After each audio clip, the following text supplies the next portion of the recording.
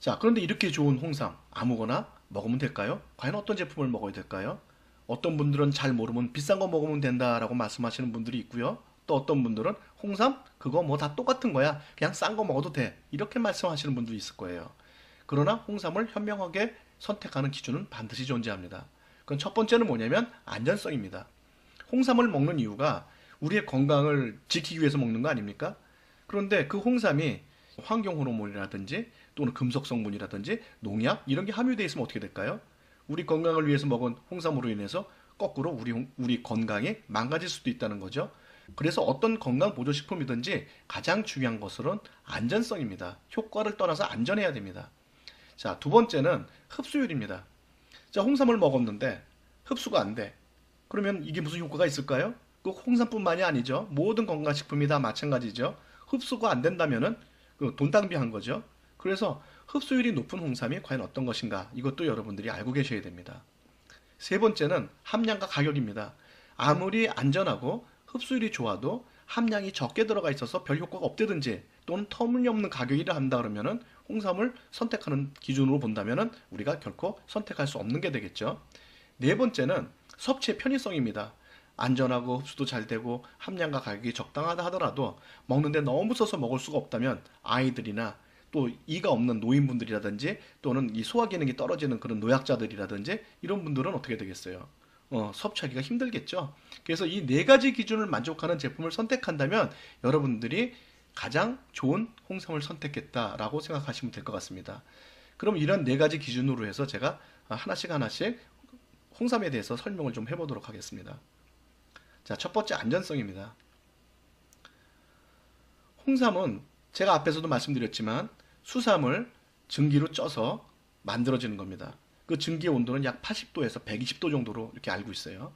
근데 여러분들이 고기를 구워 먹는다든지 또는 밥을 할 때 보면은 원치 않게 탄화되는 부분이 분명히 생길 수가 있을 거예요. 마찬가지로요. 이 수삼을 홍삼으로 열 처리하는 과정에 진세노사이드라는 좋은 물질도 만들어지긴 하지만 반대로 그 산소가 통하지 않는 그런 상태에서 열을 가하다 보면은 방향적 탄화수소라는 게 만들어지게 되는데 홍삼을 만들어지는 게 벤조피렌입니다. 근데 이 벤조피렌은 호르몬계 장애를 일으키게 되고요. 피부암이나 폐암 또는 간암을 일으키는 강력한 발암물질로 되어 있습니다.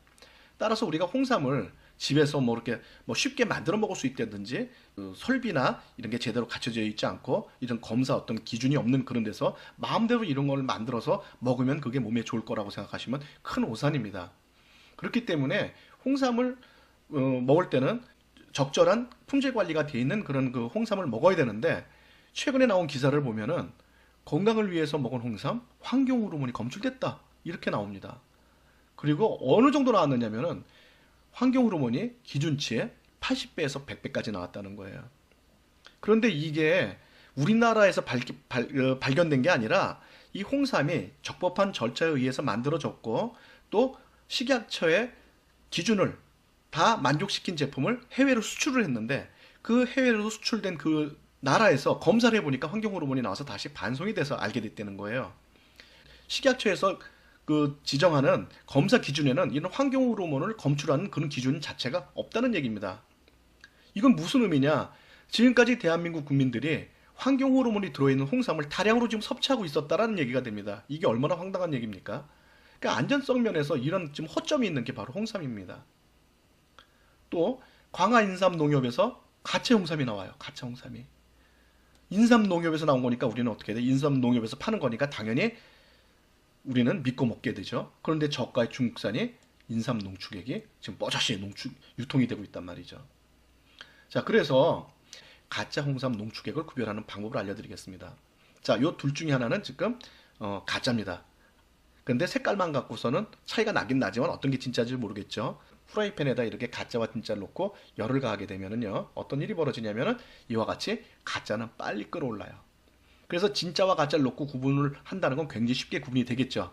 그런데 문제는 뭐냐면 우리가 어떤 게 진짜고 어떤 게 가짜인지 모르기 때문에 이렇게 두 개를 놓고 실험한다는 게 굉장히 어렵죠.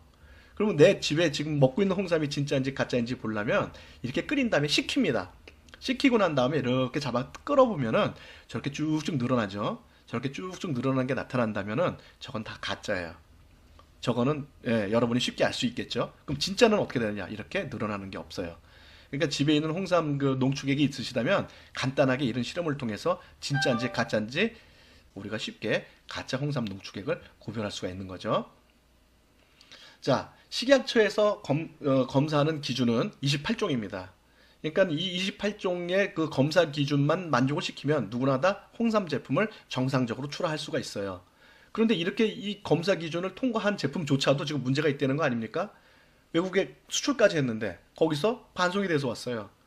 그래서 식약처 검사 기준으로는 농약이라든지 중금속에 대한 것들은 우리가 그 검사가 가능하지만 환경 호르몬이라든지 발암 물질에 대한 검사 항목은 미흡한 거예요. 근데 아까도 말씀드렸지만은 홍삼을 우리가 증숙하는 과정에 뭐가 나온다 그랬어요? 네, 환경 호르몬과 발암 물질이 나오게 되는 거죠. 그렇기 때문에 우리가 홍삼을 지금까지 믿고 먹었는데 어쩌면 우리가 환경 호르몬과 발암 물질 다량으로 먹고 있을 수도 있다는 얘기죠. 그래서 이와 같은 농약이라든지 중금속과 같은 이러한 단순한 성분뿐만이 아니라 환경 호르몬이나 발암 물질까지도 품질 관리할 수 있는 믿을 수 있는 회사 제품을 선택하는 게